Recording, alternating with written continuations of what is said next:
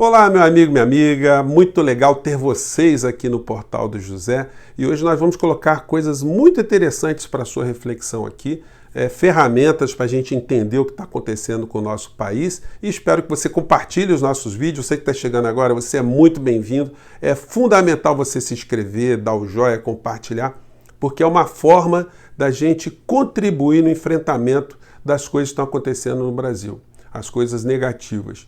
Existem coisas que estão no plano material, as doenças, por exemplo, são coisas que precisam ser enfrentadas, mas o Brasil está sendo acometido também de grandes perturbações mentais e diria até espirituais. A gente vai falar disso aqui. O Brasil está sendo ridicularizado por todos os lugares do mundo e recentemente nós tivemos em Portugal várias resenhas de vários programas jornalísticos falando do que está acontecendo aqui e de como o presidente da República está tratando desse tema. O que está por trás dessa história, a serviço do que está esse sentimento todo, esse comportamento político e antipolítico que está acontecendo no nosso país, né? Eu vou colocar aqui só para ilustrar o nosso papo, porque tem uma coisa interessante no meio disso tudo, né? A doença do presidente da República, ela está sendo, de um certo modo, positiva para pelo menos uma coisa. É que nas lives das quintas-feiras, nós estamos sendo poupados do sanfoneiro macabro, o destruidor de obras musicais que são centenárias, que são objetos, diante da performance do sanfoneiro macabro, de críticas e de ridicularizações mundo afora. Eu vou pegar só esse trecho aqui do comentário do principal programa de debates políticos lá em Portugal. Vamos lá. Um momento musical com o alto patrocínio do presidente brasileiro. Já tinha ouvido a Ave Maria de Schubert em sanfona, Ricardo Araújo Pereira? Não, e a sensação que tenho é que continuo a não ter ouvido. Eu acho que para qualquer brasileiro com um QI acima de 100 deve ter aquela mesma sensação do que ser, sei lá, um romano durante a invasão dos bárbaros. Não? Que é esta a sensação. Nós olhamos para aquilo e pensamos, o que é que aconteceu? Este significado é que atribui. Gente, é assim, o programa analisando assim de uma forma absolutamente estupefata o que aconteceu com o Brasil. Em dado momento, um colunista, ele chama o Brasil de nacional sanfonismo bolsonarista. Então, a moléstia que o presidente adquiriu pelo menos está nos poupando desse dissabor de sermos mais ridicularizados que nós estamos sendo, né? Mas aí vamos entrar aqui nos assuntos desse domingo, para reflexão muito interessante, porque tem artigos aqui que eu achei muito pertinentes. Primeiro, o Bernardo Carvalho, que é romancista, ele escreveu na Folha de São Paulo um texto cujo título é esse aqui: Homenagem aos Otários. Ataque à cidadania explícito no desdém pela morte é projeto de governo. Ele fala aqui que o governo, vou até economizar o nome do governante, vocês sabem, seu governo ficará na história do país como a representação tragicômica do nosso destino funesto nas mãos de medíocres, ressentidos, incompetentes e irresponsáveis. Eles não são só isso, não. Eles são mais do que isso, eu vou comentar com vocês. No artigo aqui de Antônio Prata, muito interessante, ele nos mostra aqui que o Brasil virou o Brasil do F, né? Eu vou também não ficar falando palavrão gratuitamente aqui. O Brasil virou o país do dane-se contra a morte de índios, contra as queimadas na Amazônia, contra a expansão da pandemia, enfim. Ele nos mostra nesse artigo aqui como essas pessoas que estão dentro desse ambiente ideológico bolsolavista, como essas pessoas elas têm desenvolvido um individualismo absolutamente corrosivo à civilização.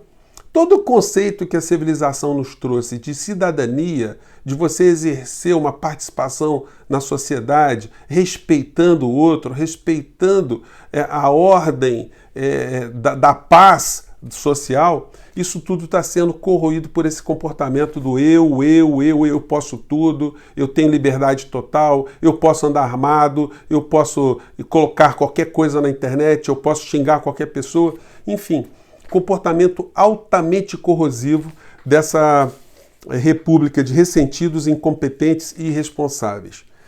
Mas eles não são só isso, não.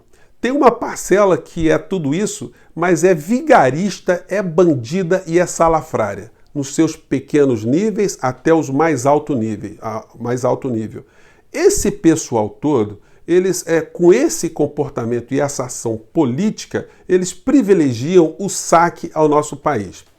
No mais baixo nível, eles ganham seu dinheirinho, como diz aqui o jornal o Globo, nessa matéria aqui, que fala sobre a rede lucrativa. Essas pessoas que se acoplaram nessa onda da ignorância, do ódio, do ressentimento para ganharem dinheiro. E eles não estão preocupados com verdades, eles estão preocupados em manter acesa essas pessoas, o sentimento dessas pessoas que não entendem o que está acontecendo no Brasil. Elas veem a sua vida pessoal tendo vários problemas e elas querem encontrar um inimigo para explicar o que está acontecendo.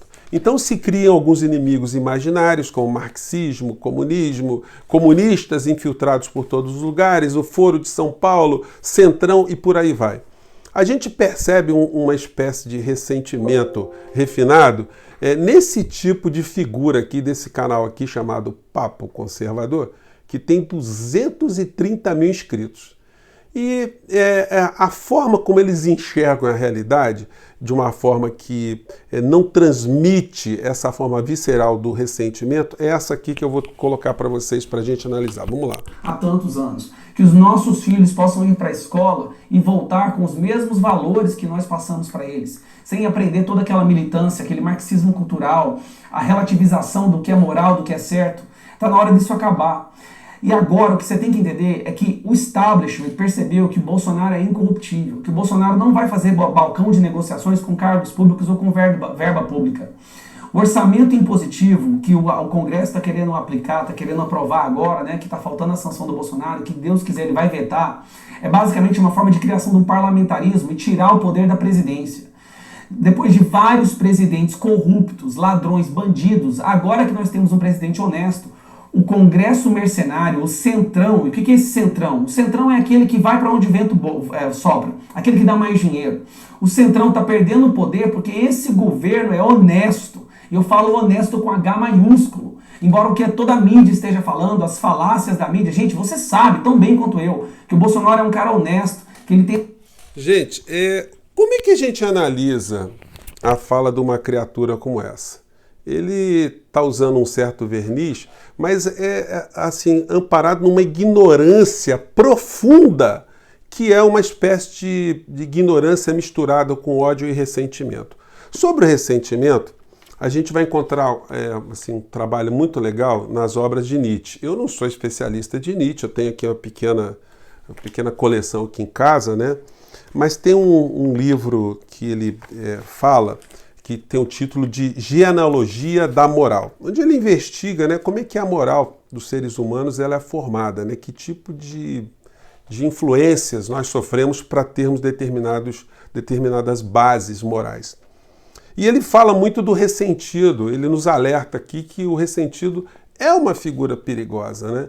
Mas a gente não vê na obra do Nietzsche, ou pelo menos onde eu pude ler, como enfrentar esse tipo de sentimento no outro, como enfrentar o ressentimento alheio, né? Ele diz o seguinte, que o que provoca muitas vezes o ressentimento é a dor, é a sua aflição que você não compreende, e ela diz que ela se contamina e transforma-se numa coisa chamada ressentimento. Mágoa, raiva, ira, ódio tomam a consciência. Ao fraco, abre-se o assustador destino de ressentido, a incapacidade de esquecer aqueles que o ofenderam, a raiva contida, dissimulada, daqueles que o superaram. É porque o ressentido tem muito isso, né? Ele tem uma raiva do cara que foi melhor do que ele. E superam a dor persistente e atrofiadora com a sede de vingança. O ressentido afunda lenta e invariavelmente em seu ressentimento, alimentando retaliações imaginárias, planos de redenção e julgamentos finais. Sujando-se em sua própria imundície, o ressentido deixa-se levar pela imaginação, torna-se profundo, procura por sinais interpretando signos que possam levá-lo a redimir-se frente à sua plateia imaginária. O caminho rancoroso que o ressentido segue o afasta da saúde e ele se fecha cada vez mais, cria mundos e, eventualmente, torna-se inacessível. Então, gente, nós estamos diante de uma pátria que tem esse tipo de gente no poder.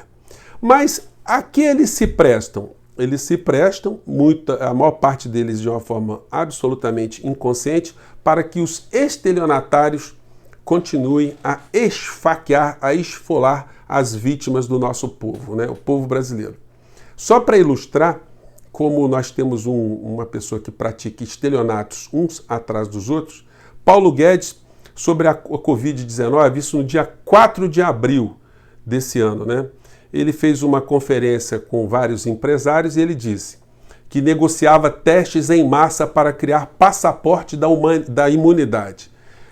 Isso se materializou? Que amigo inglês foi esse de Paulo Guedes, que até hoje na coluna do Hélio Gaspari, ele nos lembra desse episódio, né? O teu amigo não apareceu, os testes não apareceram e a Covid está cada vez mais se expandindo no nosso país. Só para não ficar no texto, eu consegui resgatar essa fala do Guedes nessa conferência que ele fez com os empresários aqui.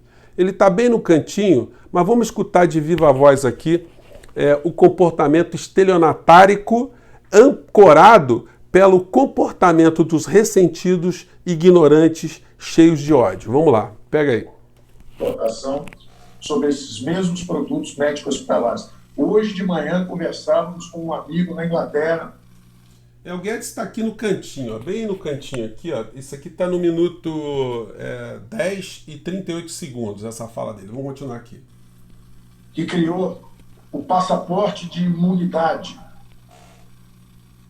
Ele faz 40 milhões de testes, ele coloca disponíveis para nós brasileiros 40 milhões de testes por mês. 40 milhões de testes por mês. Já mandei para o ministro Mandetta, já mandei para o chefe da Casa Civil, Braga Neto, já mandei para o presidente Bolsonaro, a comunicação. São 40 milhões de testes por mês, ou seja, você tem um passaporte da imunidade. Você fez o teste, você está positivo, você pode circular. Você fez o teste, você está negativo, você tem que ir para casa. Gente, precisa dizer mais alguma coisa? Eu pergunto a vocês, a Rede Globo, o SBT, a Record, foram cobrar lá o ministro Guedes dos 40 milhões de testes que nunca apareceram e do amigo inglês dele, o amigo da onça, né, do povo brasileiro. Alguém cobra de Guedes o número de 72 mil mortos aqui no nosso país? Alguém está cobrando objetivamente de Bolsonaro a sua responsabilidade? Gente, vamos frisar uma coisa muito fundamental.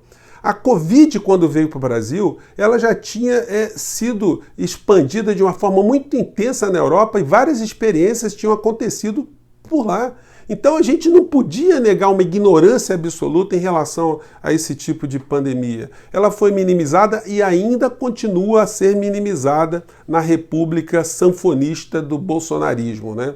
Ela continua a ser renegada e o presidente, sempre no seu comportamento de e daí, e dane-se, ele continua a fazer propaganda da cloroquina, sendo que ele está sendo assistido 24 horas por médico, coisas que o povo brasileiro, fato esse que o povo brasileiro não tem a mínima condição de exercer também, né? Então nós estamos diante dessa geleia toda e compete a nós não perdermos o foco. É muito difícil você curar um ressentido.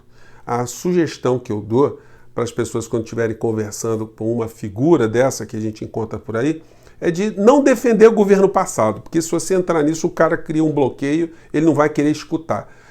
Centralize a sua crítica naquilo que está acontecendo aqui no Brasil hoje e centralize a sua observação no que está se prestando esse governo Bolsonaro, se não transformar o Brasil numa grande colônia, em fazer com que o sistema financeiro continue a lucrar cada vez mais com a morte, com a miséria e com a ignorância do povo brasileiro. Como mensagem final, quero trazer aqui um papo de esperança de uma música de Belchior chamada Sujeito de Sorte. Tudo que nós estamos passando aqui hoje, gente, vai ficar aqui. O ano que vem a gente vai olhar para trás e a gente não vai sofrer mais pelo passado. Diz o Belchior, E tenho comigo pensado, Deus é brasileiro e anda do meu lado. E assim já não posso sofrer no ano passado. Então, gente, não vamos nos deixar abatermos pela aflição que a gente está sofrendo agora. A gente não pode mudar aquilo que ficou para trás, a gente não pode ficar imobilizado por conta disso, e a gente não pode ficar imobilizado também pela nossa impossibilidade de alterar o futuro, de atingir o futuro rapidamente. A gente tem que entender o fenômeno que está acontecendo aqui hoje, e no ano que vem a gente vai olhar para trás e vai falar, olha, eu penei, mas aquilo ficou para trás. Eu dei a minha contribuição para o Brasil mudar, para a sociedade mudar e para as pessoas que estão ressentidas encontrarem a sua própria cura. A cura tem que vir de dentro para fora e a gente tem que ajudar sendo inteligente, tendo algum tipo de sabedoria. Bom, espero que tenha jogado algumas reflexões para o nosso domingo de hoje, dia 12 de julho. Gente, muito obrigado por vocês estarem aqui, terem ficado até agora com o nosso papo aqui e compartilhem o nosso vídeo, vamos trazer mais pessoas para as reflexões, tá bom? Um grande abraço, até lá, tchau!